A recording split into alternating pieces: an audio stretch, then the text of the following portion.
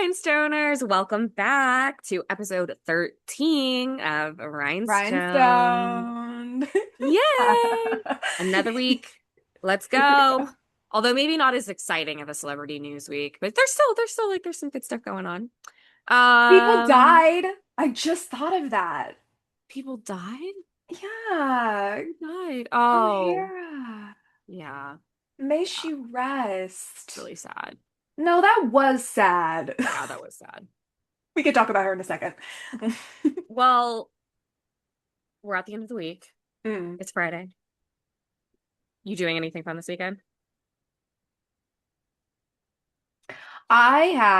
I think I've told our Rhinestoners about my she shed. I don't know.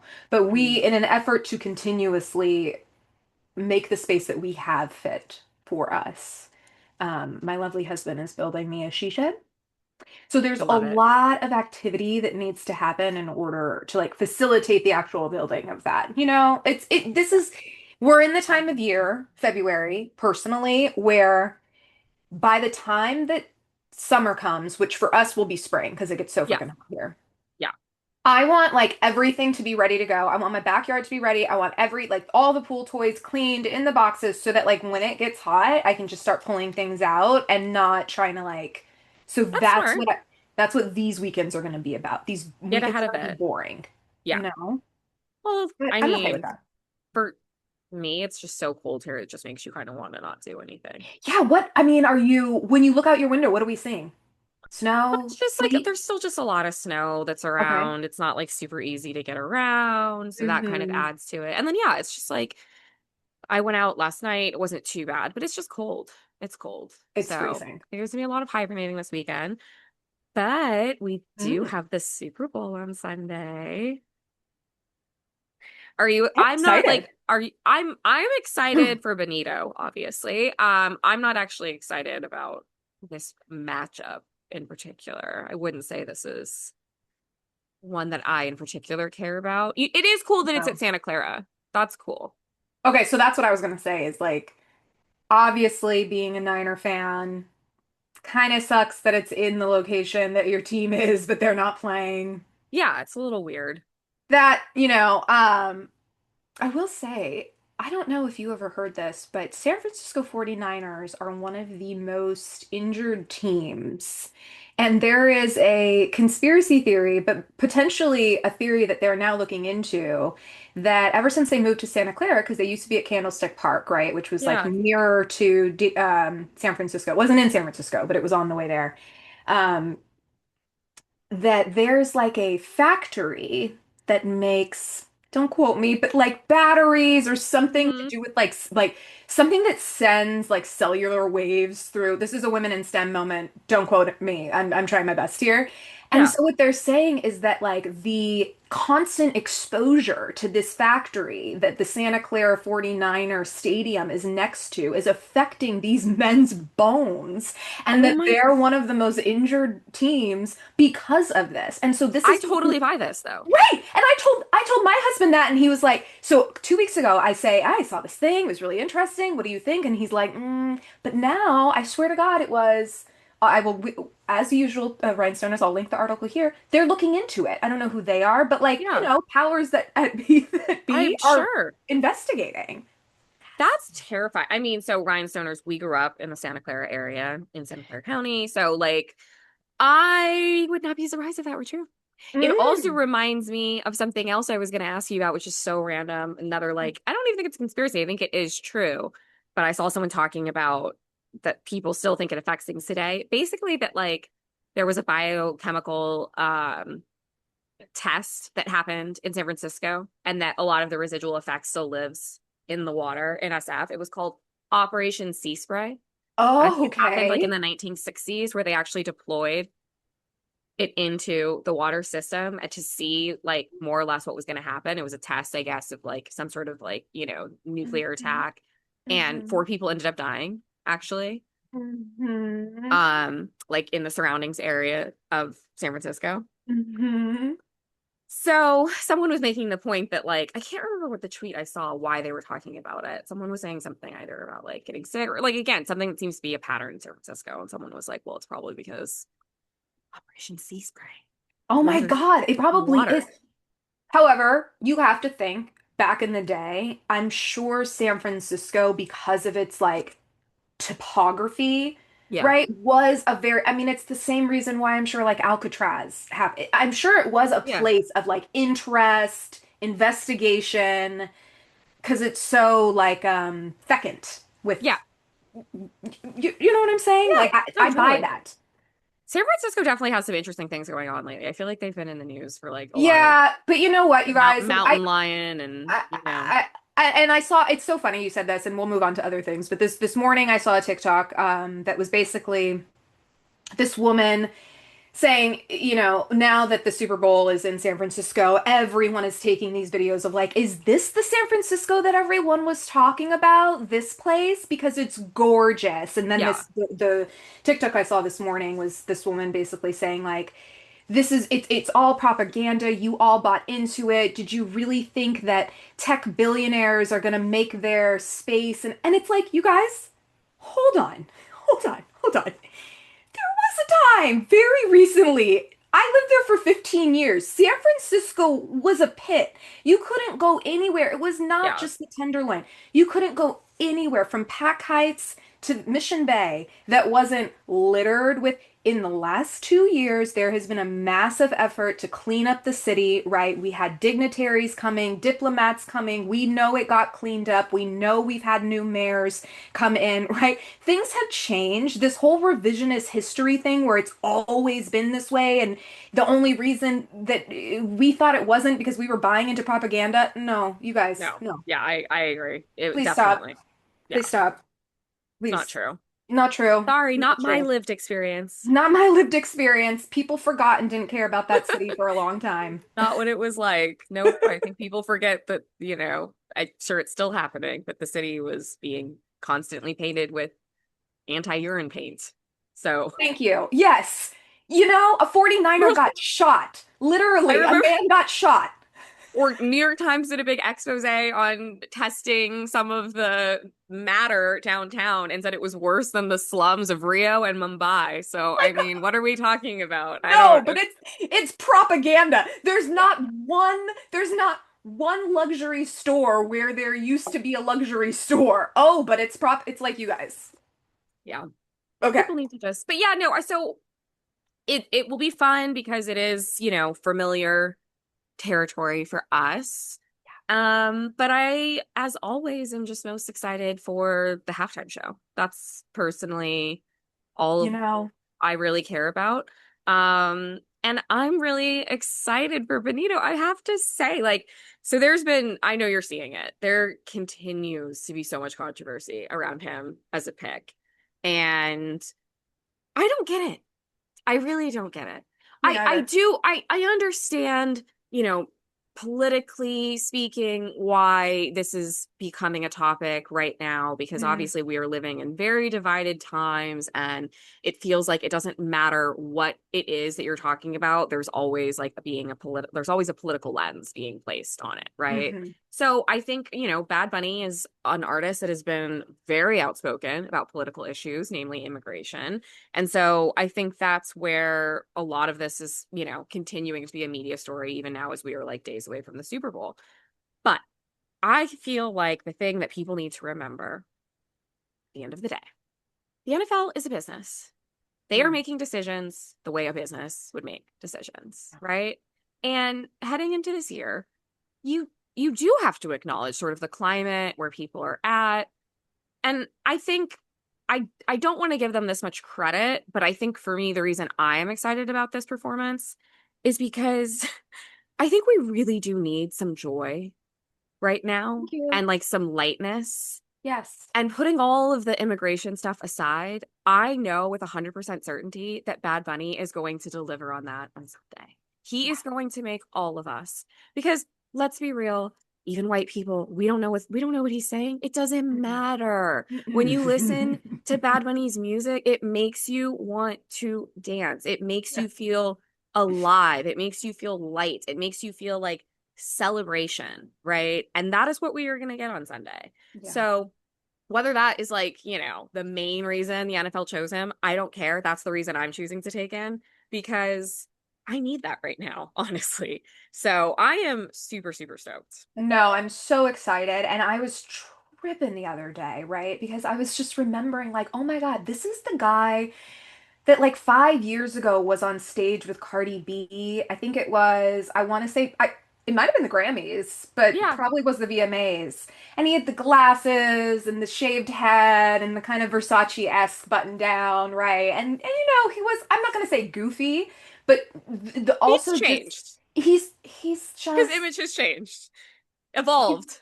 he's evolved to this just and also his acting endeavors, right? I'm just so excited for someone who I think, as outsider looking in, like Yeah, pushes himself and wants to your point, just bring art, bring joy, be be someone who is a catalyst for yeah, that.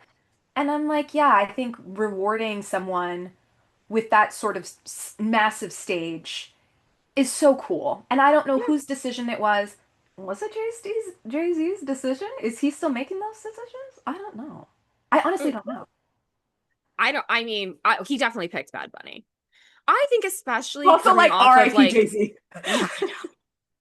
I feel like especially coming off of a year like last year, and this is where again too, like everything is always going to get applied in a different way based off of like your race, your background, blah blah blah blah, right? Let's not forget that not only, and I'm not saying that like it wasn't the same type of conversation, but I do think it's interesting that Kendrick Lamar performed a very political or Mm. politicized, what I think, Mm. Super Bowl performance last year, right? That Oh, was for last sure. year. Yeah. With Um, Samuel L. being, Father the Sam. whole Yeah. thing was definitely a political statement.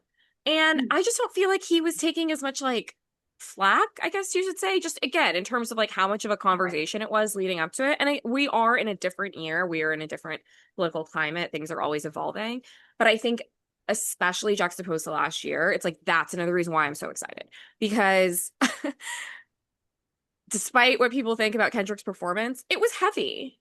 I don't think Hmm. anyone can say like, oh, that was like a light, like joy We're filled talking about pedophilia on the Super Bowl performance. stage. And we're dissing Drake and we're pulling Serena Williams into diss Drake. And, Right. like I just, to me, it Right. was more of a like, not serious performance, but more of a like opportunity for what I think is like a very singular artist in a lot of ways, right? There aren't a lot of people like Kendrick Yeah. to just kind of showcase where he was at Where he's come musically, from. artistically in this moment, right? In Yeah. 2025.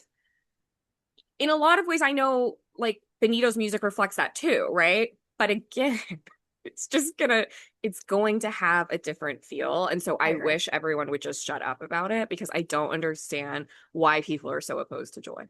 And I think I, there's all of these oh my haters God. right now that are talking about it that, like, on Sunday, they are going to be tapping their feet. I know you are, people. Like, there's just no way to not. It is impossible to do.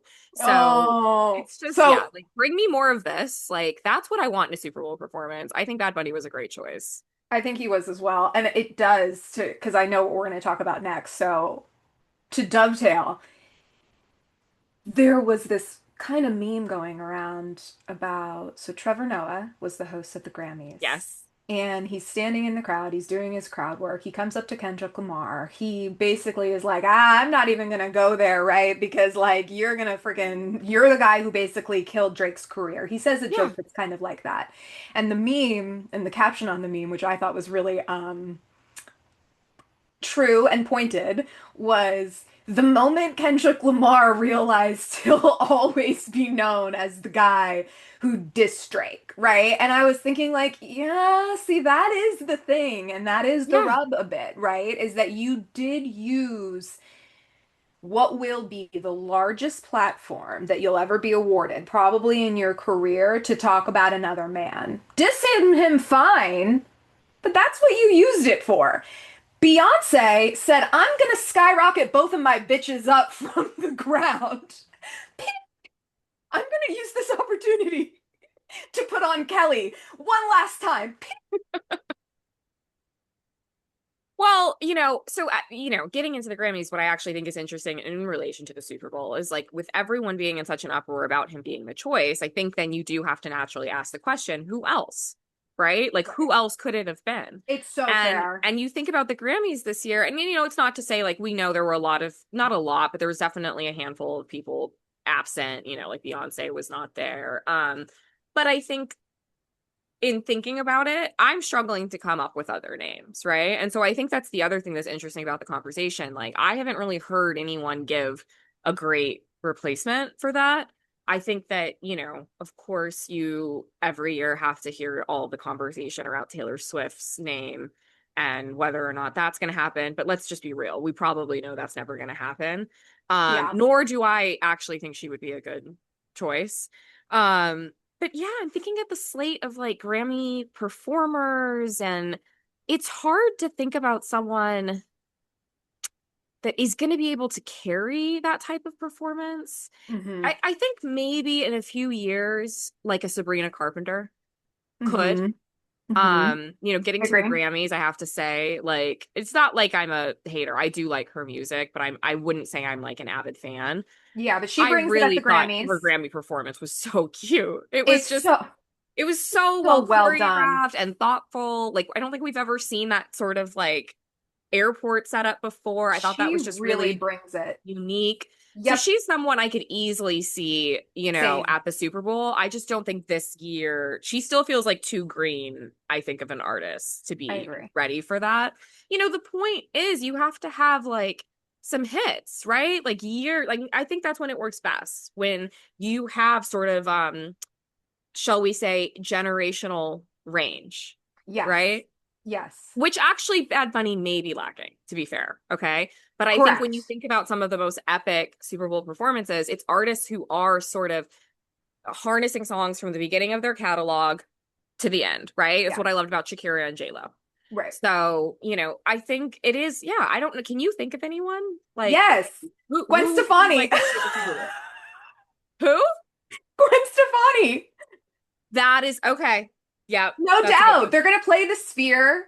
Yeah. Like I would say no doubt. They did Coachella. I think and I would say too, maybe not Gwen Stefani standalone.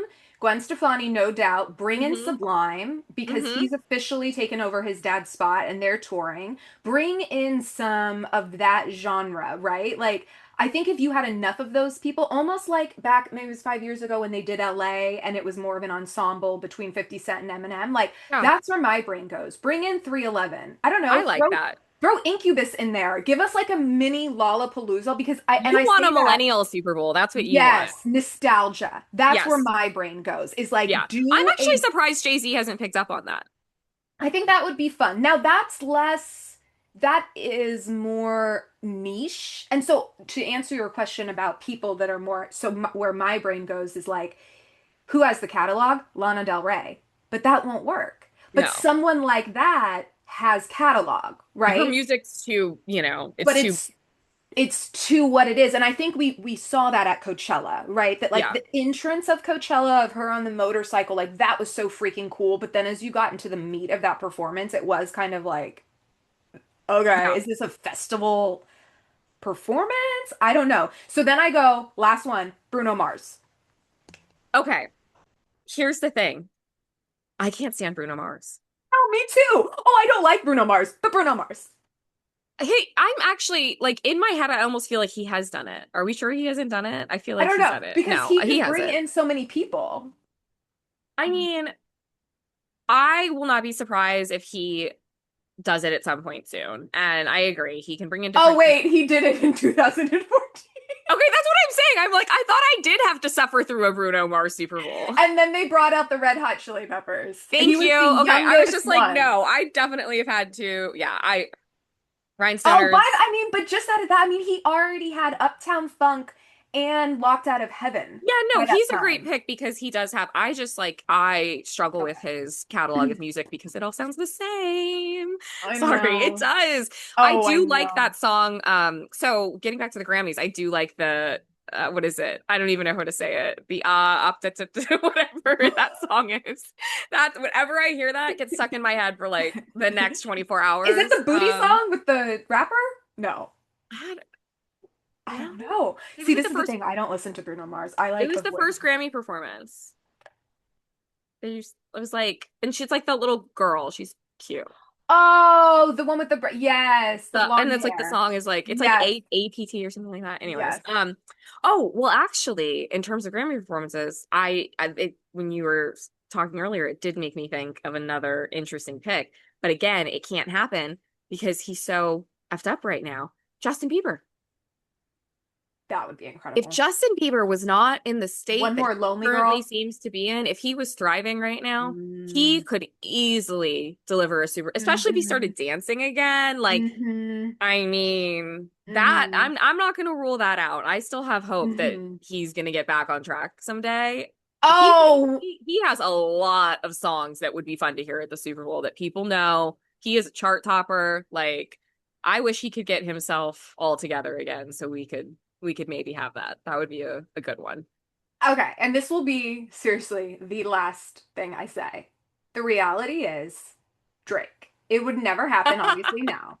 But Drake, because if we're all being honest, we all love Drake, or we all have loved Drake is one of the Drake is still biggest in the culture, artists. okay? Like I hate that we're all like now it's here's what's crazy. This is how I feel about it. I feel like all that's happened is that Drake is still in the culture as much as he was. We're now just not allowed to talk about it or acknowledge it.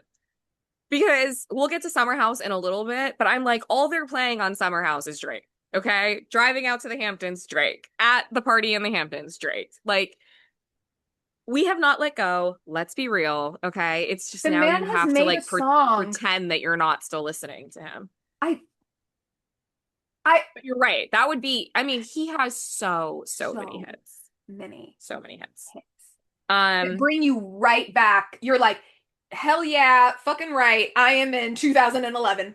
You know what I well, mean? I mean, again, even getting back to my point of joy, and like I actually will say, I saw this video the other day that was like talking about why the music industry is suffering right now and also just like everything's so divisive like this guy made the point he's like if you're a Kendrick fan you can't be a Drake fan or like no one's willing to say that so I just want to say right here on record I am both a Drake Same, fan and a Kendrick fan but same. to my point about joy like Drake he would have brought more joy to a Super Bowl performance I just think like I would love to get inside of the heads of Jay-Z and some of the people making these decisions. And I would be curious for the conversation around, like, to go back to my earlier point, what ultimately are they trying to deliver? Because I think we as viewers get to assign our own expectations. Hmm From where I sit, like, you should just be focused on, like, getting people riled up, right? I Yeah, think that is why, like, the Kendrick choice was weird for me. Like, it's like, the Super Bowl is one of the most American things that happens every year. And it pulls in people that don't actually watch the sport because right, of the halftime show, because of the ads, because right. we have gatherings and parties around it. It is like, it's a community event in a lot of ways, right? And I think that like that should be the main focus in picking these acts every time, Absolutely. Like I don't know. Still I for me, it's absolutely. like Prince. Prince was the Oh greatest. my God. Oh, so amazing. Miss those days. Okay, we're off track, but so okay, let's get back to the Grammys. With Benito, did you see that they thought he was wearing a bulletproof vest? I did see that. That was very, I know we've already been talking about the Super Bowl, but it is disturbing. And I think, with this sort of media circus that has come with it, it's sad for him that I think is what it's led to, right? But I will say he looked great. He was No, wearing he looked Schiaparelli Men fantastic. for the first, like it's the first time they've ever designed for men. Oh, really? Yes, which like I love. Like if I had all the money in the world, that's what I would be buying. I just like, I like tough sort of like Yes. pieces and things like that. So that Yes. corsetry that he had up the back of the jacket, So gagged. Like good. he looked so good. Um, Also it was kind of sad that he was sitting alone. Did you clock that? I did clock that. And then what was weird was I was watching a TikTok. Put in the comments, y'all, if you know who I'm talking about, where I was looking at his table and I see this girl and I'm like, I know this girl. And it's this girl, Tosh Santana. And I have followed her on Facebook for like 10 years. I think we Yeah. might even be Facebook friends or something because she opened a show somewhere and I was like, "Oh, that was really beautiful. She's a great guitar player, whatever." Um, and then I go and I Google around and I'm like, it was her. And so there was I need to do some investigative work into why she was at his table because I do know um they might share the same place of origin, right? So I need to do digging into that of Well, like, she then might have been his guest. So, like, I definitely think there was something yeah, funky going on. So, there he was was. sitting with people. And if I remember correctly, I think he was sitting with Miley Cyrus and her fiance. What I Okay. heard is that they left after Miley didn't win her category, which is then when Oh. we got the footage of Bad Bunny sitting alone, right? But I guess my point is just even Hmm. if Miley and the fiance left, he clearly was not insisting upon having a guest next to him. And that's the part I just think is bizarre. Like, if I was at his level, I'd be like, no, sorry. Like, Miley's sitting there with her fiance. Like, Yeah, fill in my table, please. Justin Bieber is sitting there with Haley. Like, I just, so to me, then I was like, oh, okay. Surely if he wanted someone there, he could have someone there. So then I started thinking, like, this is a choice that he's Mm-hmm. made, right? Mm-hmm. So I don't know. I mean, these are like the fun, like, to be honest, these are the things about the Grammys and the award shows that I enjoy more than the actual Oh, it's awards, right? all Just the social dynamics, the yes. choices, or maybe, how things play out. It makes me so curious to know. Absolutely. Um, And I think also too, you realize in those moments how much everything is so intensely curated. I was thinking the same oh, thing, not totally. to divert too far, but like, when Heated Rivalry first came out, Connor and Hudson were joined at the hip. And then that lasted 2 weeks, and those kids had a conversation with each other that was like, bro, I love you, but you've got to get the fuck out of my face. Like, I can't Yeah. because we are going to be forever yoked together. And if Yeah. we don't end this now, you haven't seen them together since, right? And I think that, like, it's not that they don't like each other, it's just Yeah. that is They a want to be their own people. decision. Yeah, Right. it's And so no, I saw the same thing, or maybe it was a different interviewer where he said that. Like it was a conscious, like, we need uncoupling. we Yeah. need to separate. We need to Well, separate. one So, thing, yes, everything's purposeful. yeah, totally. One thing I thought was interesting because you had been talking to me. I remember when it first happened with Glambot guy. I don't know if Hmm. you noticed, but he actually was not at the Grammys. It was a different Yeah. operator. So of course Yeah. everyone's like reading into this that this was probably like intentional or whatever, but yeah, I don't know. He might be off, but I think the true test will be the Oscars. So we have till March, I think, 15th to find out. Yes. Yes. As Dorinda Medley would say, write it, regret it, say it, forget it. You know, you just you can't put anything in writing. I will say he came out with an apology on his socials, Hmm. right? And I think the apology, Cole, Glambot Cole, Cole from the Glambot, I think his apology was actually, from what I was seeing, kind of well received. I would say, not to excuse anyone, I don't know the whole story, nor do I care about this man at all, but I think again, what it sounds like is that this man is in his mid 30s. He wrote these things when he was in his mid 20s. Yeah. Not saying that gives you a free pass, but I think we all just need to remember what we might have been like at 22 and 23. I think that's fair. I mean, I know I I was on definitely thought fire. when I first read it that it was like a recent thing, Same. which doesn't sort of track with like other things I've seen about him. Right.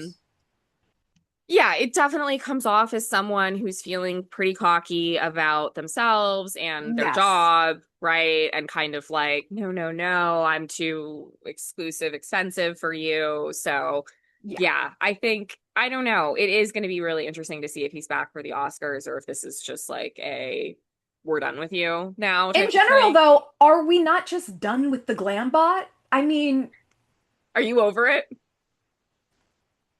listen, I'm not over it.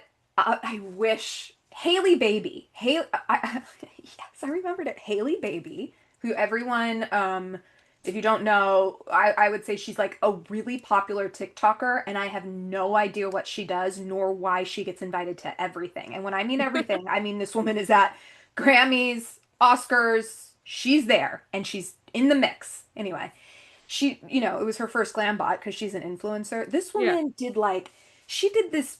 bend and snap from Legally Blonde, hair over, caught in her Oh, face. It was so like, oh, and that's what I was thinking. Like, if we're gonna do the glam bot, let's do it like that. Let's do the yeah. Haley baby version where Not we just are. the like I mean, that is the thing. I agree with you. At a certain point, it's like we've seen the poses and you know what I'm tired of? I personally would love if we could just see the final product all the time.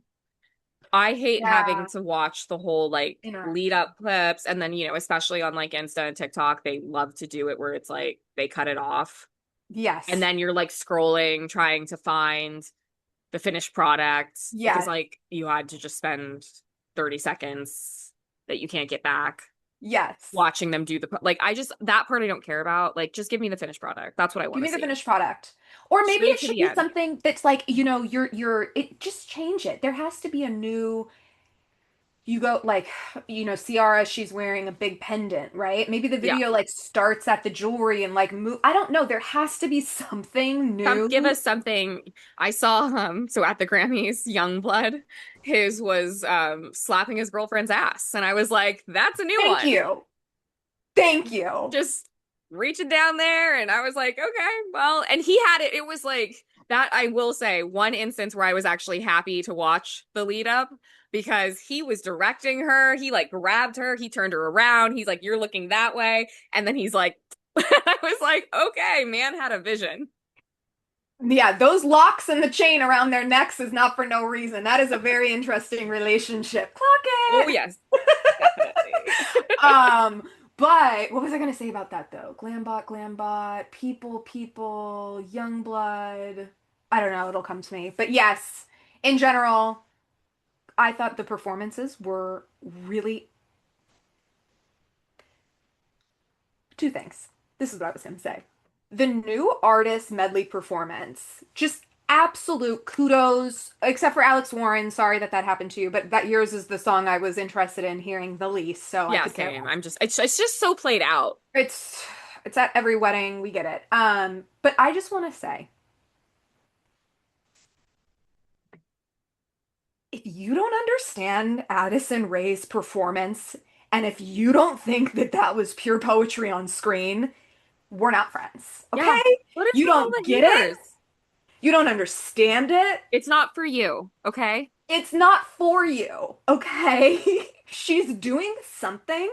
I don't even know what it is. And I love it. And we need to not too much on Addison Rae, please. Because you guys are gonna ruin it. You're gonna ruin it. You're gonna make her doubt herself, and you're gonna make her scatter away, and then we won't ever get to know what Addison Rae in 5 years is. And I'm very excited for that. But you know So what's stop. happening to her, right? Because I think we talked about this maybe like one of the first or second podcasts. Or what was when we ever, I don't know. It does can't remember, doesn't matter. It was when she was playing in New York. Yeah. Yeah. The reason that she is always getting shit, I believe, is because she produces songs and visuals for the female gaze. Thank you. That's why. It's that Thank simple, you. Thank you. people. Yeah. Okay. Yeah. So the patriarchy does not like that. And therefore, we have to take her down. Like I saw, like, oh, it was the worst performance. She's terrible, blah, blah, blah, blah, blah. No, No. she is just not performing for For you, you. men, and you don't like that. And so we have to somehow discard her. I'm not here for it. I don't care. It's not for you. I'm not here for it. I'm Okay. not here for it. I She is a just, girl's girl. right.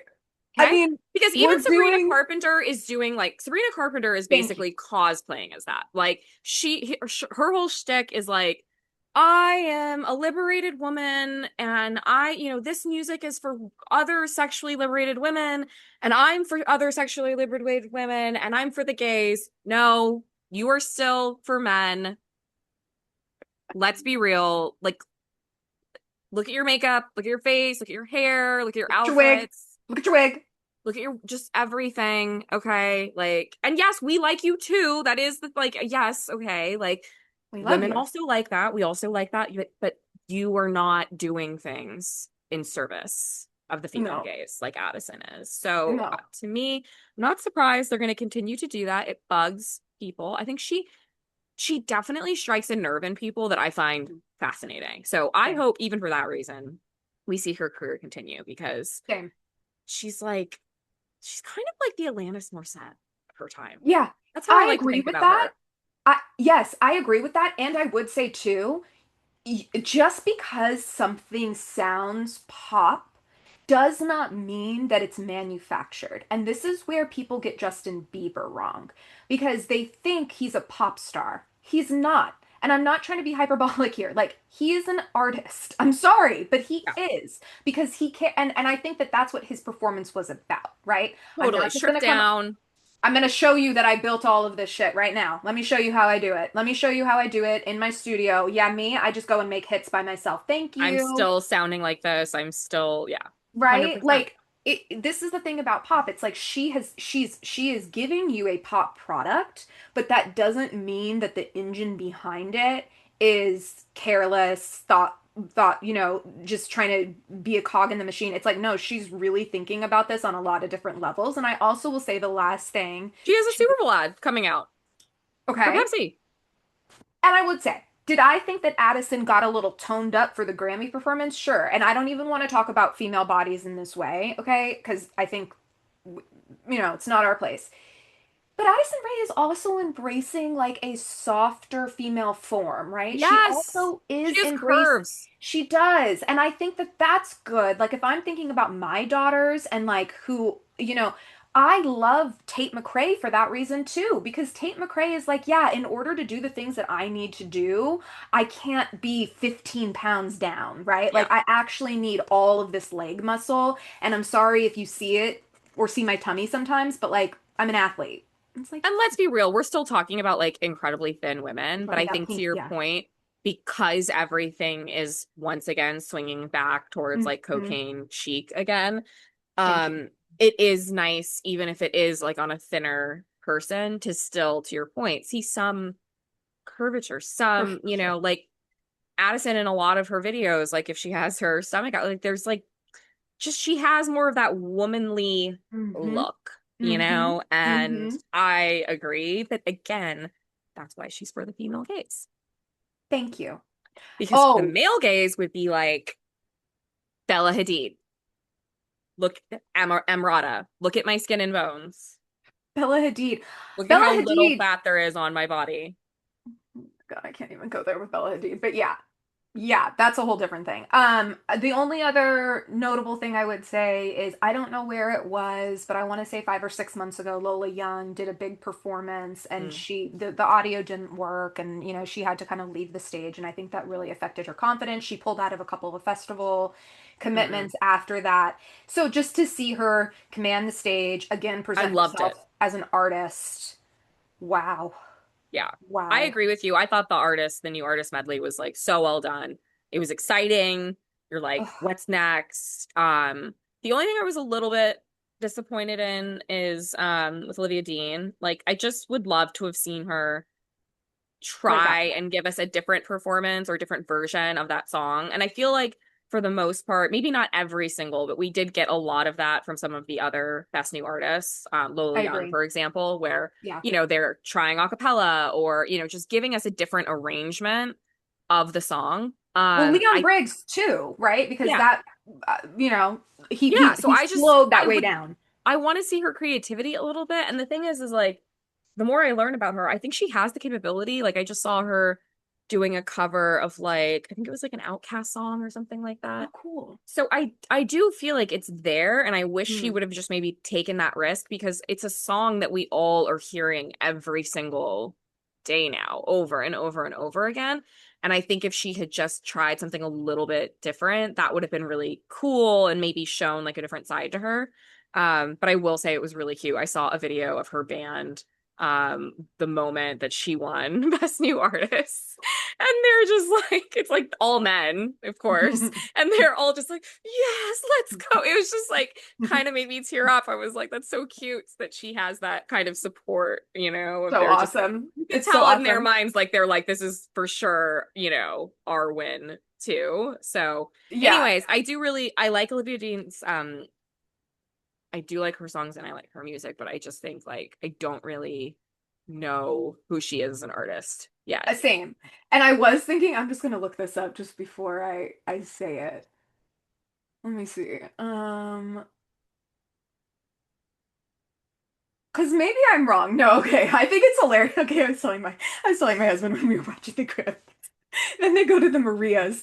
And I'm like, could you imagine being the Marias? I'm an LA band that's toiled around LA for 15 years, and they're like brand new artists, the Marias. Like, I love them though. I love that song.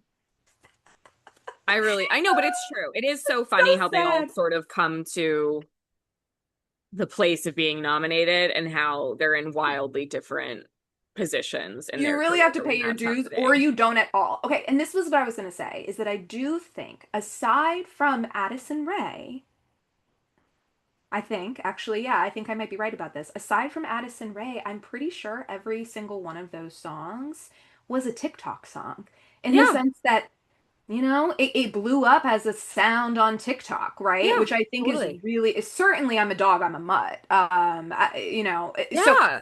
it's just like that is very interesting as well because it does make you think, is that not manufactured in any way, right? Like, is it about having the right team make the right TikTok video? Oh, for sure. I do think that's a huge part of it. I guess what I will say though, you saying that made me think the one thing that is cool is if you think about the category nominees in its entirety, it is a diverse group Mhm. in terms of sound, in terms of genre, in terms of Agreed. background. Like I think that part is cool.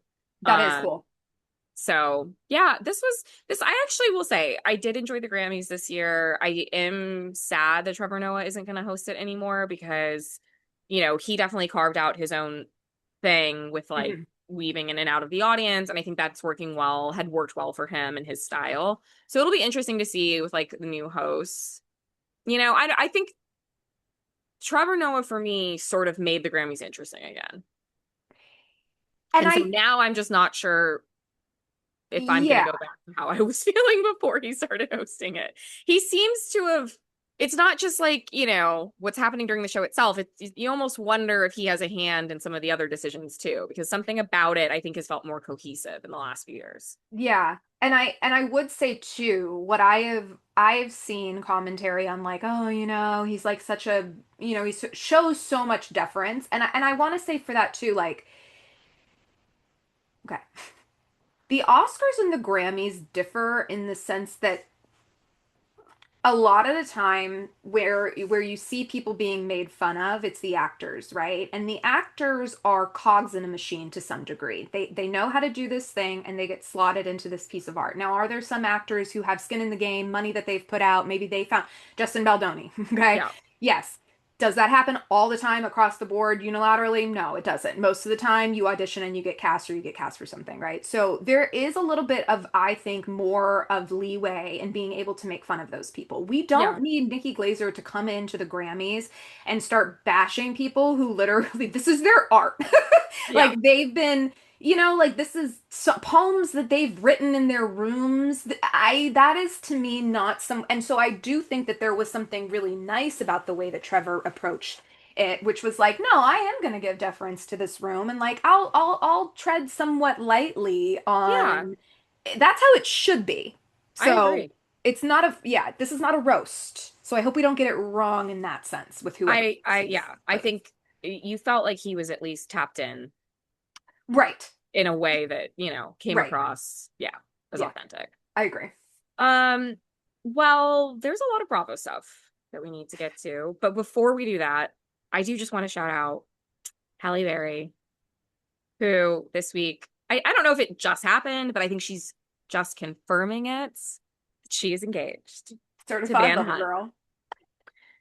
So excited for her. Rhinestoners, I just want to say I was a Van Hunt fan. I think his first album was released like 2003, maybe sooner, self-titled.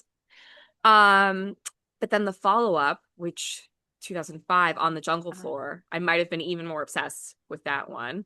Okay, it's Yeah, I 2005. own both of those albums. They're somewhere in storage since I don't play CDs anymore. But I just want to say if you are not familiar with his music, please go back and listen. I think that he really is such a interesting artist and had like just some really great songs that I remember jamming out to. So I just wanted to say I'm personally very excited for Halle Berry that she has found love again, but also like he just feels like the most normal of all of the men that she's either been married to or Mm. in relationships with. Hmm. And, you know, Halle Berry is one I feel like has just gotten like a lot of shit throughout her career, um, that has not been deserved. And I think in particular, some of the way her relationships have ended and treatment she's gotten from her partners, she's really been put through the ringer. So I'm I just know. happy for her that she is with someone that I think is appreciative of her and is not going to do her dirty the way some of her exes have and continue to, actually, because I think a lot of her custody issues are sort of ongoing. Yeah. If Um, you if Congrats, anyone Halle is Berry. ever interested in kind of seeing that come across, go to YouTube, go to Oprah Halle Berry interview. It'll take you back about 20 years where she explains how she realized that she was getting cheated on. Right. Absolutely harrowing that to know a woman who looks like Holly. Oh yeah. I mean, I don't. Yeah, I agree it with you. shows you men are always gonna do what Yeah, they want to they're all do. gonna they're gonna do what they're gonna Yeah. do. But yeah, she and I think too, just there is no time limit. There is no right answer. Don't ever give up on love. Halle Yeah. Berry is not 25. I am also, oh, first of all, I don't know, I'll send you this after we're done. She was on a red carpet recently and her outfit was like flawless. Like I would wear that outfit. I wouldn't look like that in it, but I would wear it in a second. Um, One thing I also really love about her, and Rhinestoners, you may not all be familiar with this, especially if you don't live in the state of California, but she's become a huge advocate for menopausal care, which is Oh, I something do that know we do that. not talk about enough as a Yes. society. Like she has actually been a part of like Yes. lobbying Newsom and things like that. So it's another reason I just want to say I'm happy my girl is getting hers because she deserves it. And she's a real one. I think she's out there speaking about the things that we need to be speaking about. And that's something that like, for whatever reason, is still just like under I not a know. dark cloud, but like it's like shrouded in mystery, it feels like, right? And Absolutely. I think the Yep. more that we talk about it. So Yeah, anywho, and I do think though too, here's another thing. And we're not going to get political, but it does just like it is really quiet out here. It is really quiet. yeah. And then when it's not quiet, Mark Ruffalo, it's like, well, Mark Ruffalo, no, no, no, no, no. And he just sits in his and it's like, at least Mark Ruffalo said something, you guys. Yeah. Like, you can hear a pin drop in this room. Like, I'm Everyone should be able sorry. to have their opinions. Like, Benito at least is saying stuff. I mean, crazy. Like, I know menopause isn't politics, but thank you, Halle Berry, for Well, using but your no, but platform unfortunately, I think for something. it does get politicized, which is the weird part. Right. But It's just, yes. I don't know. I bet you've been pretty excited because your favorite show is back. What did you what did you think? Did it live up to your expectations? Woo! Wow, I have a lot Season of things to 10, say Summer about Summer House. House. Here I we have a go, lot of things to people. say. What a start to the ride. I think this is the first thing that I will say. Let's just get right into it. I don't need to see Kyle Cook cuckolded all season long. That's weird. That's a weird entry into this whole thing. To go from like 9 seasons of Mr. and Mrs. Send It Yeah. to we're gonna flip this coin to that Amanda's gonna cheat on Kyle in front of him with this guy Ben, and we're gonna promote that. Is that something? What? And then like that to me, I don't get that. I don't I get was that. not expecting their failing marriage to be such a focus so early on in the season. I didn't think we were going to get so much around that. We got a lot. We got multiple conversations. We got actual like interactions. Like, I mean, I was really shocked I actually. was I thought it shocked. was going to be like a slow, like it'll be a little bit here and there. Even when her and Amanda and Ciara had their first conversation, I thought, okay, that's probably all we're going to get for this episode. Nope. No, Kept going. And then to be like, you're priming the audience with the skinny dipping story, right? Okay, I was in Italy, we skinny dipped with Ben, but Kyle was around the pool, and then you're kind of finishing, so that's kind of the beginning of the episode, right? And then you're finishing it with her not skinny dipping, but getting Yeah. somewhat, naked again. And so it's like they are, I don't know, there is something weird to me about I guess what I'm trying to get at is there's something weird to me about we have seen this relationship and we know what the problems in this relationship are, and that the problems pretty squarely are with Kyle, and yet now the editors are going to make this season about Amanda cheating on it just or not cheating, but like I don't know. I don't know. I feel like Kyle might have some editors in his pocket or something because the way that now this is getting. Well, I think to your point, that is something that is becoming so hard to watch as it relates to Kyle, is that like he is the most concerned with his image that we've ever seen him be, Right. you know? And we talked about it on the pod, that I was at an event recently here in New York where the Summer House cast attended, and we were able to hear from them about the upcoming season. And, Kyle was asked about his business, which we talked about, right? And he is candid in the struggle, right? That Mm. lover, like starting Loverboy, continuing Loverboy. And I think what is really, apparent in that struggle is that Loverboy is at its core, it is just his brand, right? Like, yes, it is a product that he actually has to sell, but the two are so intertwined, and Oh, he is operating in a very crowded market that I do think where Kyle is not stupid is he knows that the success of Loverboy is directly dependent on the success of his own personal brand. yes. And that is where I think you get the I'm going to become a DJ. I Yeah, think that everything that he is doing, every decision he is making is sort of in the name of if I can grow my persona and my brand, then I can save this business because I've put absolutely. so much into this business. Yep. And I think that's where I wouldn't be surprised if what you're saying is true, or maybe he's like, having some influence in the editing or at least behind the scenes trying to shape things. But what I will say is utterly confounding that about that is that everything he is doing is making him look crazy. Oh Like my that is what God. is so funny about his brand being at the forefront is like he is making bonkers decisions. Starting with, why are you on this season? If I was in his position and I knew my marriage was ending, Couldn't pay me. Oh, wait, they did. there's no way. Like, and I'm not saying I feel bad for Kyle because he's definitely the reason his marriage is over. But it feels like he has no one in his corner that is like, and maybe I'm sure Amanda was trying to get through to him, someone else that is letting him know, like, if you're trying to save this business, which is dependent on your brand, you are not coming off well. You're not doing things and making decisions that make you come off well. Like he is at peak cringe right now. Do we You're too think? old to Okay. be like dealing with these problems and having a wife that's running around saying the things that she's saying about you. Like, I would be trying to nip all of that in the bud. And truthfully, since he knows he's on the divorce path, just lean into the DJing then.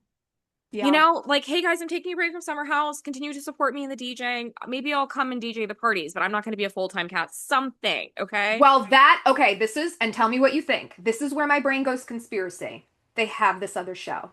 Maybe Yeah, that's what it is. Listen, maybe, we will give you this spinoff.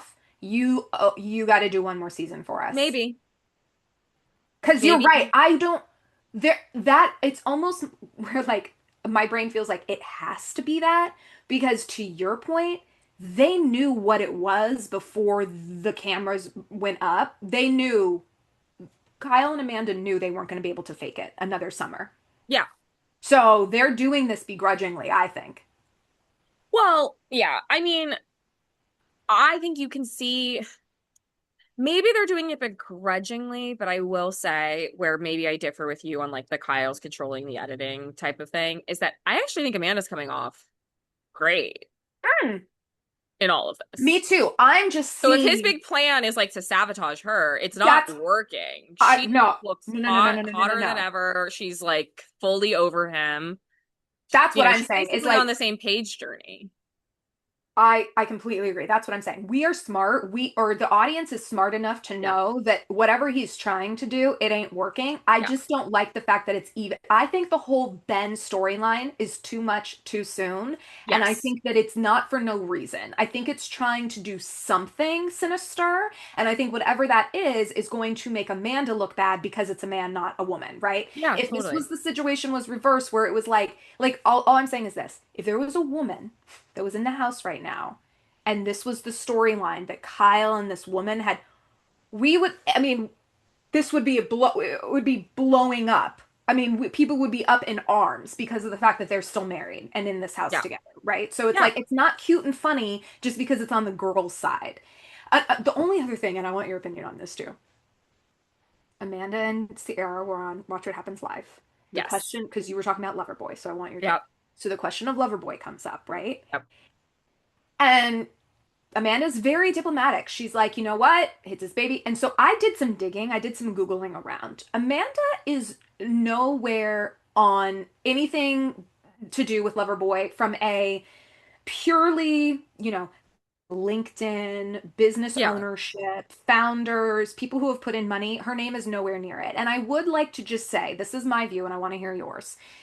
Being in marketing and branding my whole career, this would be like saying, I work at company A and I hired a creative agency to redo my brand. I paid that creative agency to redo my brand and make me a new logo and marketing materials. And then I IPO'd. And now that I'm IPOing with that logo and that brand, I should give half of my company to the person that I third party um, paid already for their services for a logo. You guys, that's not how business works. That's not a thing. Just because Amanda made the logo and did the marketing and everything like that. I'm sorry, that's on Amanda if she didn't renegotiate a deal with Loverboy to get some sort of RSUs, stock options, Uh, buyback options, whatever it was. And like honestly, I don't even know, like the whole not getting a prenup thing. It's also like, you guys, this happened 4 years ago. We've been knowing about prenups from 1990, whatever. The fact that Amanda didn't want a prenup, that was also dumb. That was also her being a dumb girl. She could have written a prenup to say, if this marriage has a dissolution or whatever, I might be saying that wrong, I'm sorry. Because my brain is farting. In so many years, right, that I do get 25% of Loverboy or whatever that was, and she didn't want to do that. So there are some things where it's like, no, you guys, this is not, no, you don't just get to stomp your feet and say, give me half. I completely disagree. I know, because I they think, built the okay, brand together. here's why. I feel like I think if you are in a relationship with someone and they start a business, especially a type of business like Loverboy, where we do know she's helped with the branding and all of that, I think there is probably so much invisible labor that Amanda has given to Loverboy over the Right. years. Oh, yeah. And even if you think about just like the emotional support that she's provided to him during this time, girlfriend should be getting her bag. 100%. Like I that think she is, should, but she should have been thinking about that. maybe, but it doesn't matter because I don't think that she was thinking her marriage was going to end, right? Like I don't think like they maybe,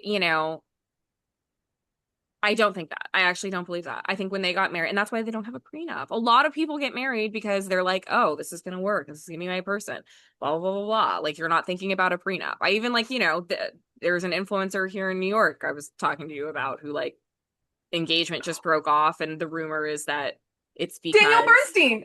yeah, because he Oh, we wouldn't, didn't talk about that. Oh, because he wouldn't sign a prenup. Right. So I just think that like,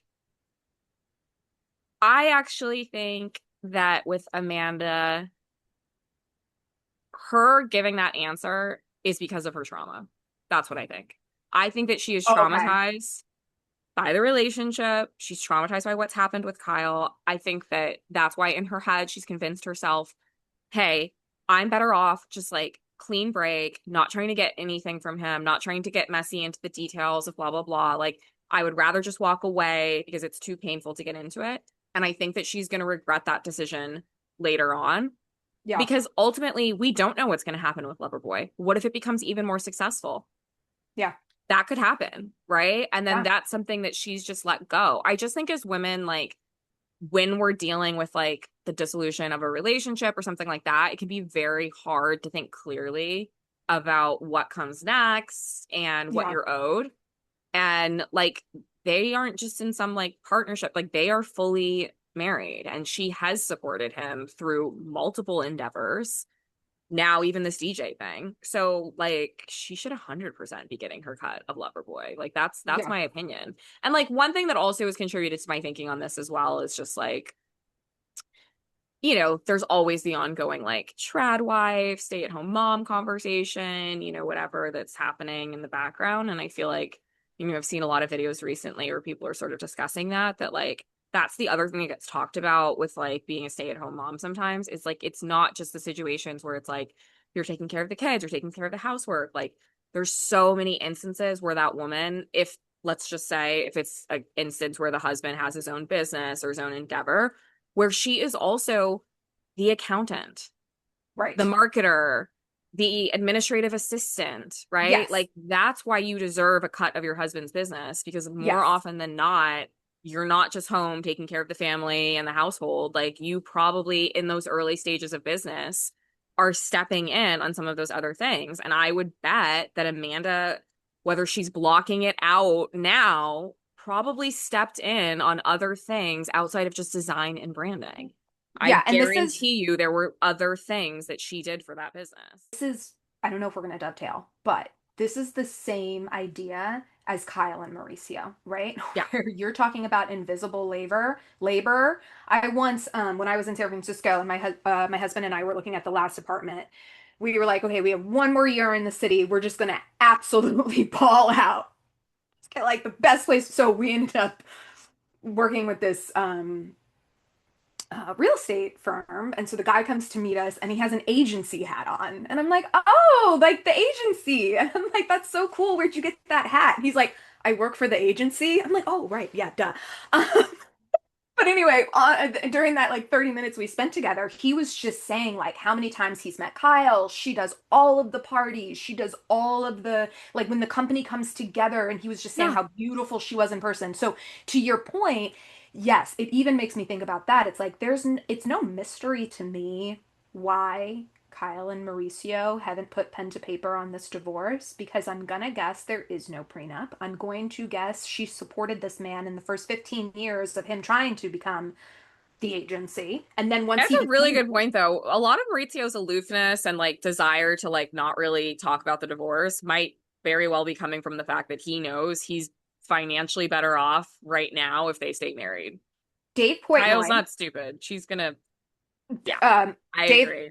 Dave Portnoy, who is the founder and CEO of Barstool Yep. Sports, famously is still married to his ex-wife I, because of this, yep. right? He's just like, honestly, it's easier to just pay her and keep her happy Because he knows than otherwise you'd have to calculate her contributions to his business, of he which there doesn't were want to have to many. do that. Yep. He doesn't want to It's have to do that. probably And at a cost dependent upon savings. what state you live in, That's the right? other thing. It could be really advantageous for you to not do it. So yeah, I do Mauricio and Kyle thing.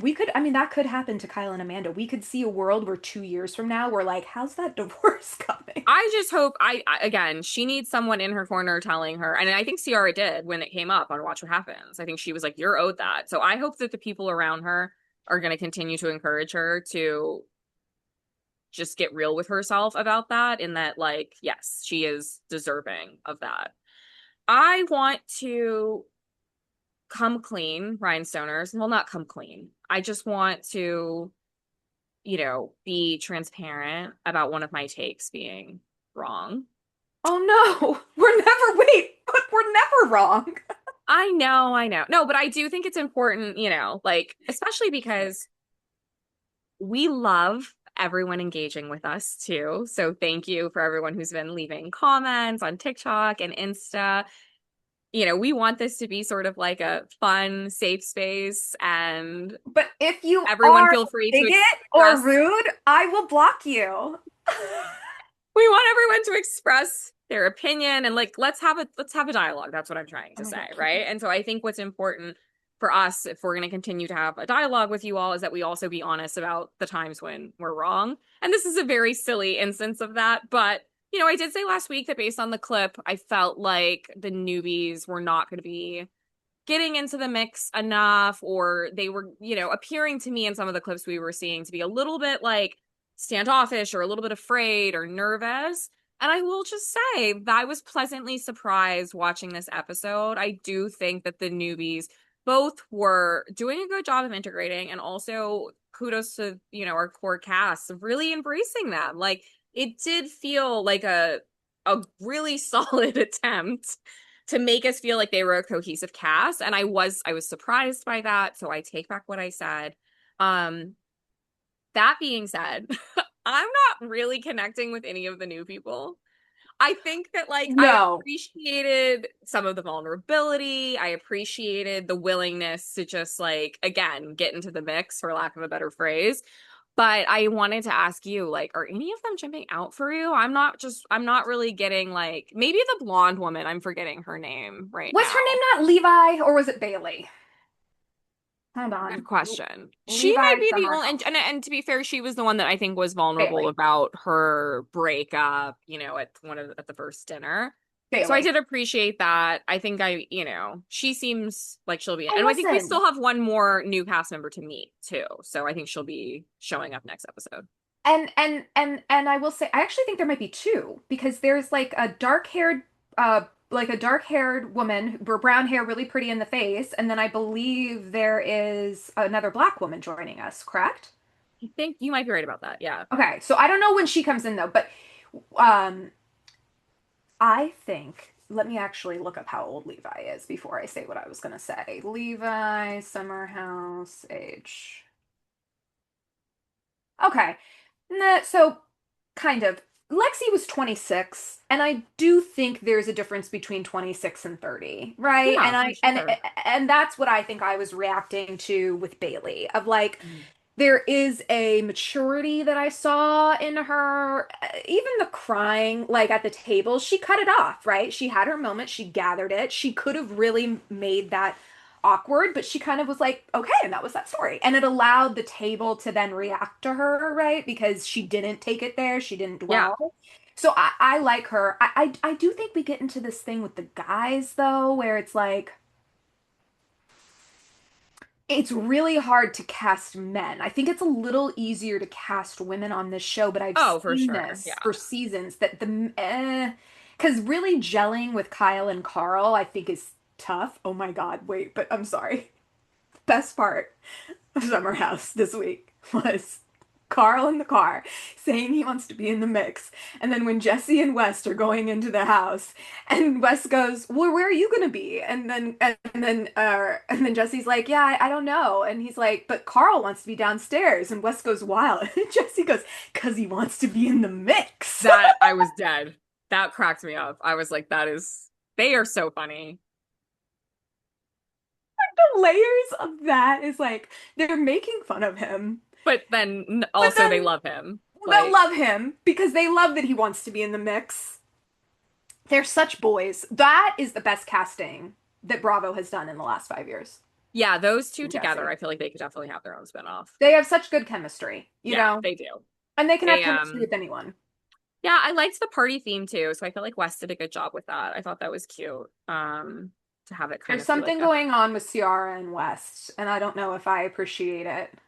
I definitely feel like from Watch What Happens Live, like it's clear, like I don't think they're together or anything, but I guess here's what I will say. Because I don't think they're together, the fact that it sort of seems like they're gonna flirt all season bothers me, because to your Hmm. point about like if are things being manufactured, it does make me feel if it's like, hey, let's just do this because we know this is like what the viewers want to see. And like I'm not trying to say like Sarah to me seems like a very authentic person. So it is kind of hard to think about her like going along with something like that. But I do just find it odd that it's like now we're gonna get, and maybe I could be wrong, but that's what it seemed like in the previews for the upcoming season. That it's gonna be like a constant sort of flirtation. And it's just like, okay, but if you're going back there, let's go back there. Otherwise, what are we doing? You I know, don't and know, I but told you I just saw the Ciara, cast in person. Obviously, Ciara wasn't there, but Wes very clearly was like, I am very single. So I don't know. It's like it's such a tease, I guess, is what it is. And I'm just not sure I want to watch that. I also think it's funny how like season after season, as far as Ciara goes, it's like the red thread is like who's gonna hook up with Ciara, and the joke of it is like no one, Yeah. no one ever gets to hook up with Ciara because you don't get to hook up with Ciara, and even when Ciara chose Wes, she still wasn't hooking up with that man on camera. Like he didn't even get any play. So like no one, and it is mystifying to me. It's like season, it's like here we go, we're gonna try to hook up. She'll never do that on camera. That's not who she is. She's very monogamous. She's Yeah. very like um uh what would you not demure. I think she's just she said it on a reunion. She is not interested in just adding notches to her belt, right? That's Yeah. just not what this girl is about at all. I just love her. I love her so much. I love Ciara because I couldn't imagine just I'm a man and I'm at this party and I'm supposed to have a conversation with Ciara. Yeah. And she's there and my face looks like this. My boobs are like this. My waist is like this. Like I feel like if I was with Ciara, I'd be like I don't even think I could talk to her. She's so stunning. She is. Although, did you see where she's like getting really annoyed that that's all people talk about? I know, but it's so hard because it's like God's favorite is on screen. It is It's hard. just And she's getting so many opportunities. Like, did you see her Grammy dress? Oh my God, who did that give me vibes of? Aaliyah. I was just gonna say Aaliyah. That's what it made me think of too. I was like, oh, she's such a princess. Yeah, that was like that was a good look for her. Well, I thought it Oh, was a good start to the season. I'm happy that they're mingling more than I thought they were going to. So I also have to see where next week takes us. I really enjoyed Southern Charm this week because we've been talking about this a lot with, I think, some of the other shows, but cast trips, putting everyone in one place, that is really, I it's think, where a lot of these shows shine. And so I think this week very going out to Itchy Grass Farms, which I absolutely loved that whole story from Whitner about his family farm and like why it had the name it had. I actually saw a really funny joke though. I can't remember if you said you're dabbling in Potomac, but someone was like, this is where the Potomac cast trip should have been. They have separate cabins because the Potomac cast Yes, trip was such a disaster. They're like, why weren't they yes, at Itchy Grass Farms where everyone has their own seriously. little like space? Which, by the way, before I forget, I am just still dead that Shep was given this like solo, like above the barn room. When Whitner dropped Shep off, I was so confused. I was like, so is Shep sleeping in the barn? And it's like, yeah, he sure Yeah, is. yeah. And if you Not don't quite what you think, think, but I mean, I just, the reason it was funny is because it made me feel like I understand Whitner a little bit more. uh-huh, Like, I felt like his choice of where he put everyone was so calculated to a yes, certain extent. yes. Um, and it was just interesting to see, like, okay, well, three blonde girls, they get to stay in the main house. You ladies don't have to go anywhere. Here's where you're gonna be. Okay, Benita, what am I gonna do with you? I think I'll put you with Madison, who may or may not even be staying the night. Have fun, Benita. Bye. And then with Shep, it's like, Whitner's like, I really don't get why Shep is still on this cast. Like, what is he doing here around all of these much, much younger people? Where should he go? Above the barn. Of the barn, like the dog he is, I just was so telling. like the farm dog he is. Oh man. Very, very symbolic. No, but this episode, it was great. Like, I think also, part of what I have always loved about Southern Charm, especially living in New York, it's just like the escapism of it all. Like I sit there and I'm like, what would it be like every day to wake up in a place like Charleston, right? And like get to, enjoy this warm weather or like head off to the beach. And I think we've gotten to see other properties like this Hmm. throughout, the series. This When was Thomas Ravenel, he used to such take a us out to fun places. one. Yeah. I just miss that, right? It's like Yeah. that whole like there is that element on Bravo of like the exploration factor, right? Of like you get to see a new place. It is particularly cool when the new place is actually something that has a tie to a cast member, right? So to like Exactly. see where he grew up, where his parents are still living, what the thought process was behind building this property. When they got to the pool house, I was dead. I was like, okay, so this is like a quiet farm luxury. Like, I'm just so here for that. Oh my God. Oh my God. It's money so well spent. You Yes, love it when people spend their money well and it make just a was little, because that's beautiful. exactly what I would do. If I had money like that, yeah, I would make a little wonderland for myself. Totally. Yeah, that's what I would do. Never have to leave. And just him like driving them in the Jeep to each of the like, I'm like, this is just, I This mean, is, imagine like when you have like family get-togethers and, yes. I don't know. If Or I being able to definitely was like, it provide was that. great escapism. And what's funny about that is that like, we as a viewer are experiencing that, but there was a scene between Craig and Shep where they're talking about how it's escapism even for For them them. as the ones that Yes. are experiencing it. So I don't know, like we can get into the nitty-gritty, but in its totality, I really enjoyed Southern Charm this week. I think because Yes. it was just delivering on that and I needed Yes. that. Yes. And I think like if I go back to some of the elements that we miss about like Housewives, it my brain goes to that. It is the Bluestone manner of it all, right? It's this Yeah. idea that like yes, and I'm sorry, it's the multi-property thing too, right? That like yeah, this is real wealth. This is what Yeah. real wealth looks like. Is like Dorinda having a place in the city, riding out to Connecticut and sitting on 12 acres, right? Like, Yeah. and that's fun to see. It'd be the same thing as Kyle in the Aspen house, right? It's like, yes, can you please take me to Aspen and Kibosabis? Thank you. That's what I want to see.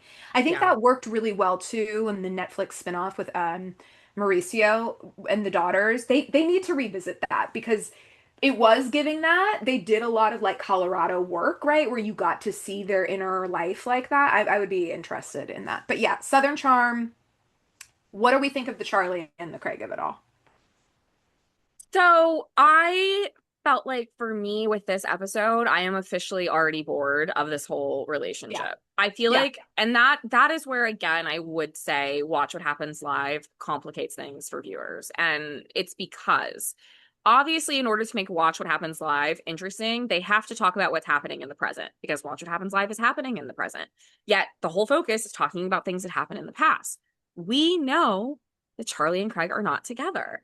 And I just think with where everything else is sitting on the Southern Charm cast, it's making it so hard to stay interested in it right now because we know that they're not together. So I just like, I don't care. I'm not invested in it because I know it's not going anywhere. Like when we were I watching Craig know. and Paige in those early stages, it's like we knew they were still together in real life. So it was fun to watch because you're like, oh, here's their relationship 6 months ago, right? And they're still, out and about now. We already know this is like dead on arrival, so it's just like, what I thought was more interesting coming out of this episode is Sally like has no shame. I feel like that's kind of what, and it Can't gets find it. talked about, but it even extended into a present moment. Did you see the video that she posted this week of her, Craig, and Austin at what I think was like one of her birthday gatherings or something like that? Yes. Yes. Someone Yes. like reposted it and was like, God, she's still even like a pick me, even when they've clearly not picked her. I know that like she thinks it's funny and clearly like is amused by it, but I just don't understand why she's making these choices. The other thing I felt really bad for Sally about in a way was like, I think that Austin is kind of showing his cards a little bit. I don't know if you saw Watch What Happens this week, I did. but I felt like he was basically dipping in and out from like Sally's my friend and then giving her like really backhanded like Yeah. comments. All Yeah. I was just very like confused. It was Yeah. like I'm he said confused a on the couple of whole Sally times thing. he would say something like really positive about her and then he Right. would call her boy crazy. And then And it happened a couple of times where I'm just like, do you hate her? Do you like her? Like, because I just think Sally is a mess right now and she's allowing herself to like look like a mess. I would have been pissed after Watch What Happens Live if I were her this week. Same. I would have been calling Austin and been like, You made me look like a fool. you made me look like a fool. I don't know. Even the Molly of it all. Okay, like even that, I'm just like, I don't know. No, I don't know. Like Molly's weird too. Like I like Molly. I like Molly. I like I like the idea of Molly, but Molly, where is she in this cast? Like, what are you really doing? And then they're they're like at the head spot thing, and she's like, I hope that she's not just reaching out. And I'm like, Molly, that's exactly what she's reaching out to. She needs a film partner. What are you talking about, A Molly? hundred percent. Come on. Benita's not talking to her. Now What do we you have to mean? like fill the gap. Like, I I don't don't know. There know. is something just, and we've talked about this in previous pods. There is something just still off about this season. And even There is. like, even with Watch What Happens Live this week, like I like Whitmer, but there's something off about Whitmer. And I can't quite Yeah. put my finger on it. It's like he's very willing on Watch What Happens Live, I feel like, to be a little bit snarky, a little Yes. bit, which was interesting to see. But where I feel very confused as a viewer is I still don't really understand where Whitner stands, if that makes sense. Right. Right? Like, Like why is he he there? I just don't really get like the role that he's playing and And it like doesn't to seem the like he point likes about any of them. being in the mix, even though he's like hosting this whole week's episode, he still doesn't feel like in the mix to Yes. me. And I don't know if it's because I think it comes down to the fact that like at least up until now in the season, he still does not have his own storyline. Yeah. Right? Like we're not really getting like, well, what is Whitner doing with women? Is he dragging women along? Is he, Right. like making a woman think that they're going to get married when they're not? Or, what is he doing? Right. Right? Right. So it's just, I don't know. There is just something off for me. I said this last week, Madison continues to be everything. I feel like one of the things I admire the most about Madison is the fact that she's still filming. Yeah. Like, she knows one, that she needs the exposure, right? Like she needs to be a part of this cast, but she also knows that things will be better if she's there. Oh And I yeah. feel just like, I mean, watching her struggle to get there, and I'm just like, that is just says so much about her as a woman that I respect. Like there's such a Yeah. tenacity there of like, yeah, I'm about to deliver this baby. I don't care. I'm still going Yeah. out to this farm. Yeah. I'm still showing up to the house, talking to Whitner's mom by myself and trying to Yeah. figure out where the hell everyone else is and, getting there and plopping right down in the pool and not long enough to even notice who else is there. Like I'm just like that takes, some gumption. And Yeah. I really respect that about I her. mean, So she's like that's what I was watching it the first couple of minutes with my husband when it was her in the new house, and I was like, well, you've really got to give it to Madison for using this experience for exactly what it's supposed to be totally. and giving us just enough of herself, but keeping certain like she's willing to get into the mess, Yeah. but not when it comes to her. Yeah.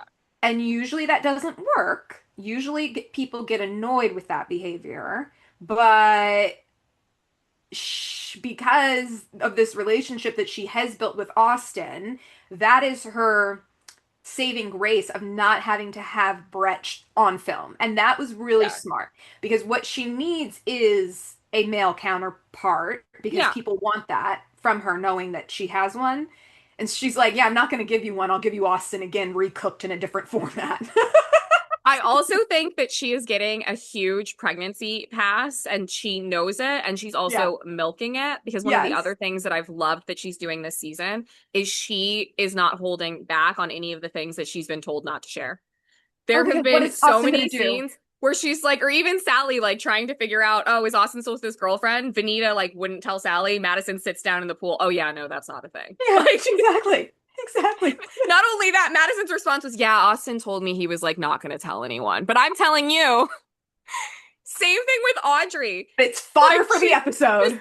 told Audrey that Sally's coming for her man. Like no one is giving Madison shit for going around and just full on repeating the things that she's been told. It's just, I do think that's probably the only reason why the season is still somewhat interesting because she's just cutting to the quick. Like, nope, we're not going to be bound in the bush. That's what happened. That was what was said. Yes. And there are no I'm consequences. sorry. That I will say, you got to give it to Madison and Lindsay for that too, because Lindsay said last season, "I ain't gonna let this baby stop me now 1 minute. We're gonna Nope. do a gender reveal on camera. Gonna share what I want to share. I'm gonna have these bitches running around the yard looking for treasure." She's so smart. She made like 3 episodes about her, not with I one with am excited to alcohol. see what Lindsay comes back with and what we get from her this season. I love the I Lindsay I Bob I too. do feel like we missed her on that episode, but Oh, for sure. Yeah, I I felt was really happy that obviously Austin had finally done the right thing, but I think it still took him way too long. Should have dropped Audrey a lot sooner. yeah. And yeah, I don't know. To go back to like the Charlie, Craig, Sally, whatever thing, like that triangle, I don't care about. I do care about Sally being messy with Austin. In that I know it makes for great television, but I find it very uncomfortable to watch. Yeah. I am a feminist. Yeah. And no, it's just it is really it has No, always been hard for me to watch yeah. women throw themselves at men. And I just think with Sally, like it it's such a turnoff. Like, and I don't think she realizes like it's a turnoff to everyone. Yeah. Like it's a turnoff to the men that she's pursuing, it's a turnoff to the women that she's trying to be friends with.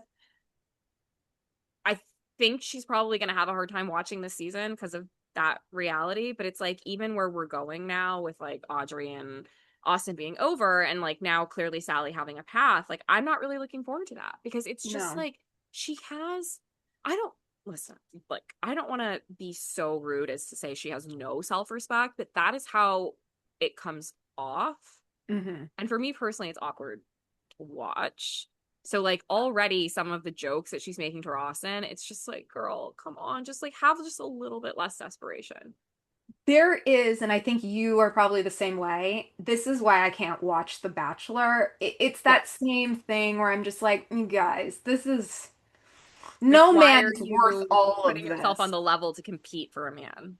I mean, and that man not even being, I mean, those men were like tax accountants, or you know what I'm saying? Like, we're fighting over scraps. You know, that's and I would say that same thing with Southern Charm, right? Like these are not men to be fighting over. And I'm sorry, I think the most egregious thing that we heard on camera was Sally say to Madison, "Look at Austin. He's looking good as fuck right now." What? I was like, when she said that, What? I was like, are we looking at the same person? Like, It just shows too, it's like, I will say, and then we can move on. There is still this incredible double standard in this world where someone like Austin can put zero to no effort into the way that he looks, right?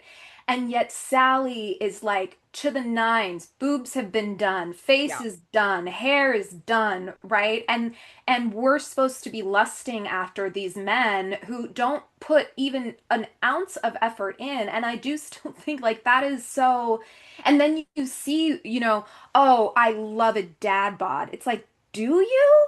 Why? Because if you had a mom bod, he wouldn't love you. The patriarchy is not going to give you an ounce when it comes to the way that you look. So But why that's are we where giving again them? it's so hard with Sally because as you're saying this, like all it makes me think is like she is just so in her head thinking that she can be the next Austin Madison type relationship. Like Right. I feel like it's more about her trying to stay on the show than it is that she's genuinely interested in Austin. 100%.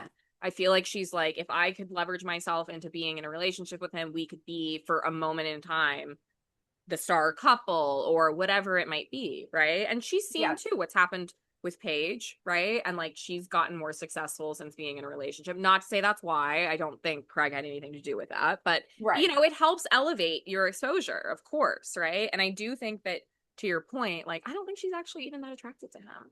I think it's just more about like what she envisions for herself, like what it's going to look like, and I think she's just like projecting a lot of that onto him.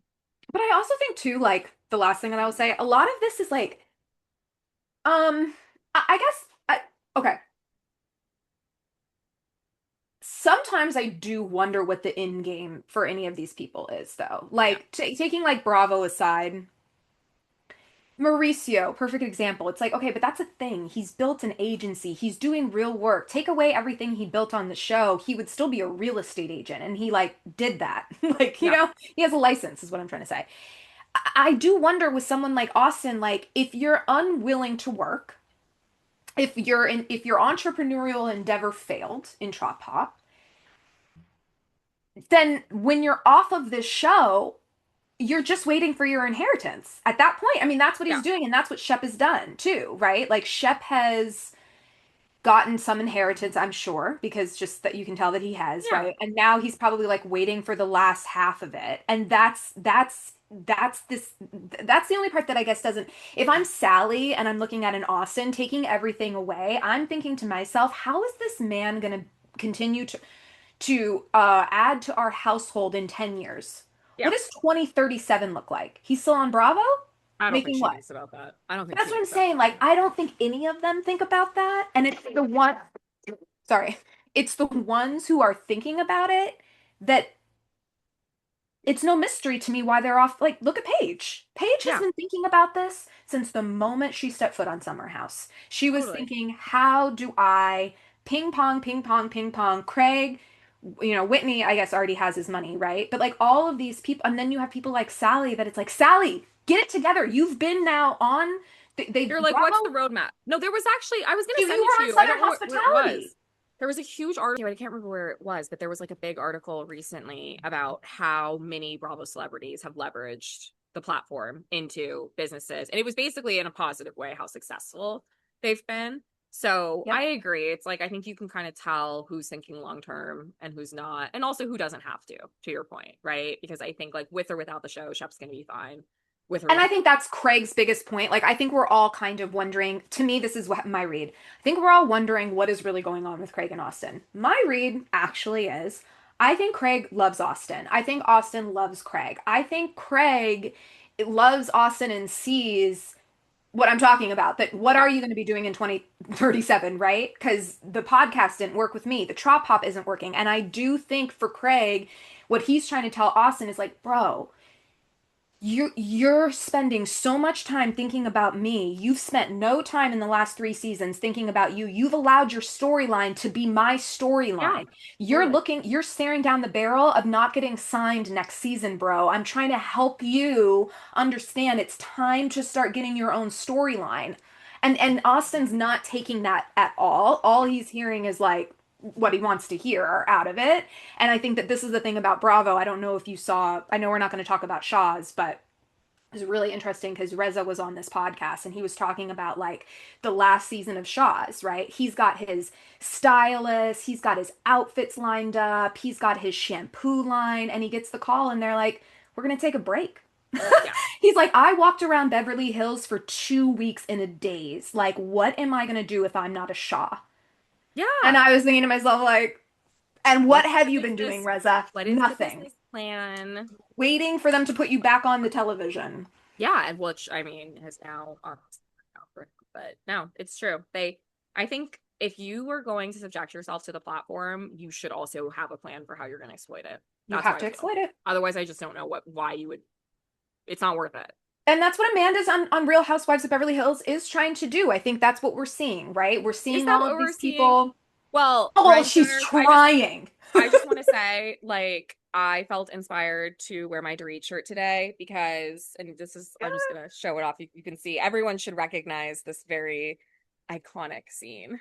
Um, because Um, Dorit remains undefeated. are you Okay, kidding? this was Love some of her. the best, my favorite Head Beverly of Hills tech. episode. Okay, and really, it's just because of the continuation of the birthday dinner. That's really all I remember. The other stuff, like thanks for Bose and her continued fertility journey. We appreciate your vulnerability, but like yawn.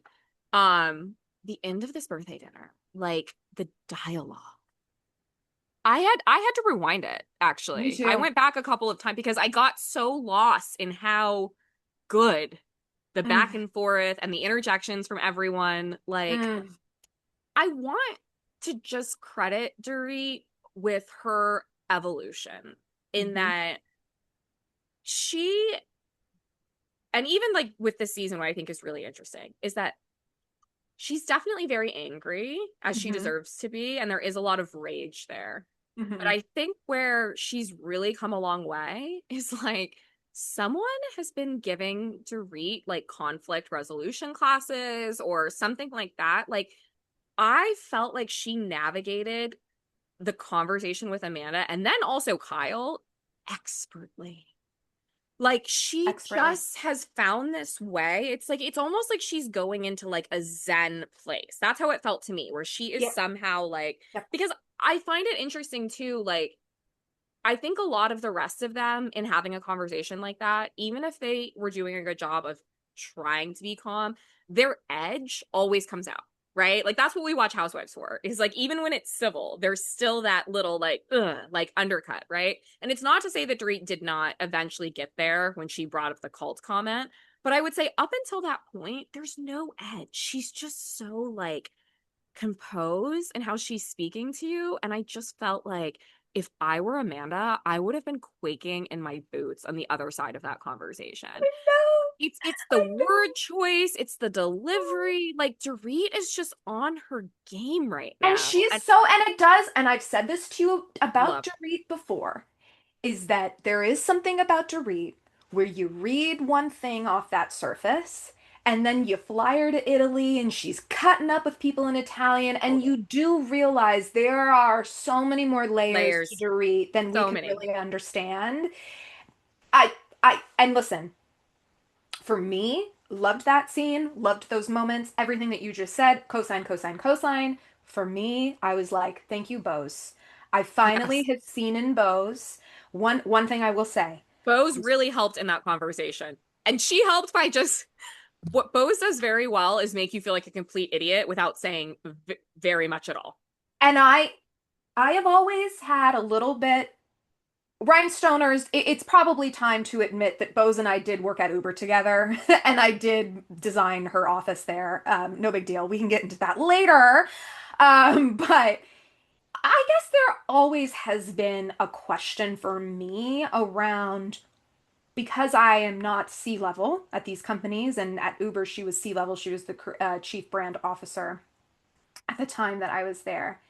Um, how does she really show up in those rooms, Mm. right? Like how, and in that moment, I was like, oh my God, This is could how you she shows up. imagine being a man in a room being read to filth by Bose, but in this way that you're not even realizing it until 5 hours later when you're sitting in bed, like, oh my God, I got read to filth today. And like, Again, with minimal, and that is why they're ooh, so great together because Dorit has always been accused of being more verbose, and she is. So I yes. feel like Dorit was doing a really great job effectively communicating with a lot of words, and Bose was doing a really great job communicating with next to Free. none. Just like, girl, girl, there Is was that so your much expectation? behind the girls. That's what was crazy. It was like the girl was half of what was being delivered to Amanda from like impeccable. Like just really happy that they're friends. Like I love watching them together. And I think watching Bose have Dorit's back in that way was very rewarding as a viewer. Well, and we're not going to talk about Shaw's, but if you are watching Shaw's, there was this moment where Adam, like last week, he was like, don't yell at my friend Gigi," and it's so adolescent and so immature. And to your point, it's like what we're seeing is this ability to have someone's back without raising your voice, without being aggressive, without cutting deep, right? Yeah. They go low, we go high. Like she really is the personification of that, both of them in that moment. And I do think too, Amanda comes from a slightly different generation, and we're seeing that, and that's really ripe as well. Because, Amanda does come when we're thinking, again, we're not trying to get into politics, but if we're thinking about the major commentary of the left when the right won, it was that we had gotten a little too much into this identity politics, right? Of policing everyone's views and opinions and getting into therapy speak too much. And I do think Amanda represents a bit of that us getting tired of this behavior of like, okay, but that's your therapy session. That's not a dinner Yeah, party. like you can't make that everyone else's experience. We're and you're not gonna be. I'm repeating what they're saying, but this idea that you're going to be coddled in the world because you're requesting to be to be coddled, that's not a thing either. You can't tell strangers and acquaintances, this is the way I like to be treated, and then when they fall out of line with that, you cut them out of their life, right? What you can decide to do is create boundaries for yourself, and perhaps a boundary that Amanda should have set is not going out on the anniversary of her son's death. Yeah, That would have been a boundary, not I going think out and expecting everyone else to fall in line. it's honestly like her thought process is insane. Like hearing her try and navigate that conversation, it just I think revealed how delulu she is.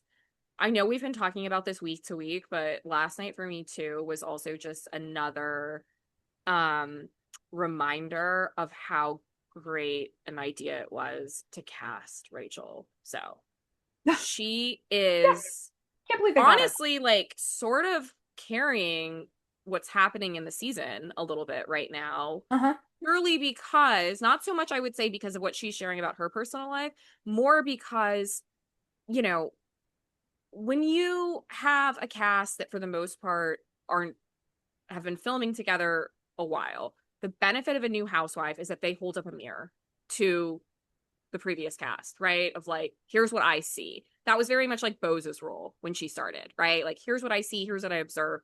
Yep. Bose choosing to be friends with Dorit was kind of her way of saying, like, this is the person I think is the realist, right? Like, Yes. that was its own commentary in and of Yes. itself.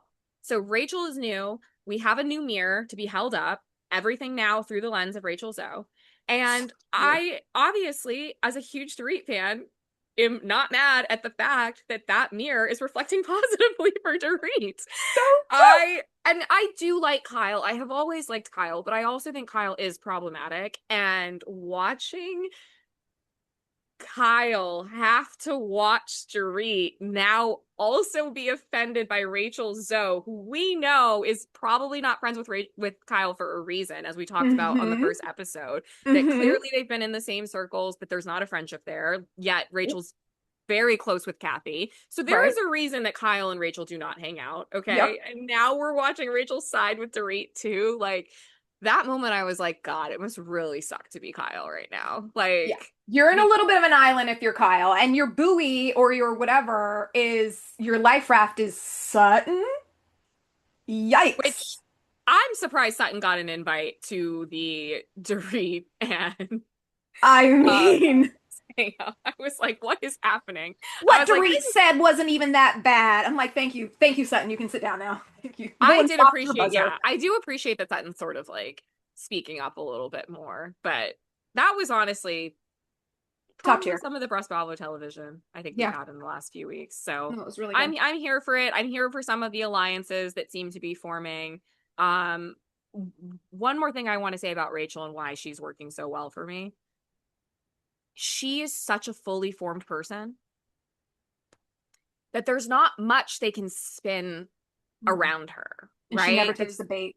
There's just like you just can tell like any I don't know, like for me it's like sort of solidified that I have always like really liked her and Yeah, why because obviously like on her show we did see sort of like not the crazy side of her, right? But like she definitely is eccentric, right? In yeah. certain ways.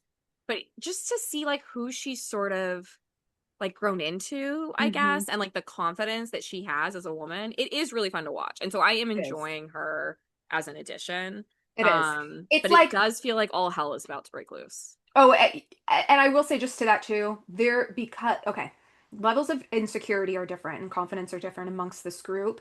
And I think sometimes why we're able to get such drama out of Kyle is because there is a real insecurity within Kyle still to this Totally. day.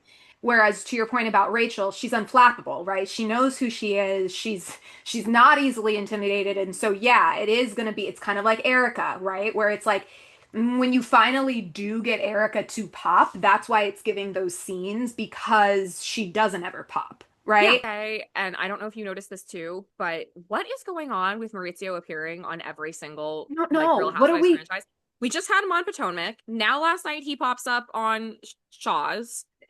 What is happening? Like, who You're said popping that up we on wanted Real to Housewives of see Beverly Hills dinners. who said that we wanted to see Maurizio all I the don't time? Like, I know. know he's attractive and everything, but I don't, it's very weird to me that we're now getting him on multiple different shows. Something must be brewing. They must be, the only thing that I can think is like, are they trying to bring that Netflix show with his daughters onto Bravo? I Maybe think that would be incredibly smart, like they're personally. courting him by like, here, let us give you some more exposure. I mean, I guess that would And make they're make sense. building that show in the background. Possible. I would watch it, by the way. So, Yeah, we'll see. Well, what a week in Bravo land. I'm excited for Sunday. We will definitely be talking about it next week, Rhinestoners. oh my That is goodness. another episode down, episode 13. I hope you have a great weekend, sissy. I hope you do. Enjoy Benito. I love you, sis. See you next week, Rhinestoners. Okay.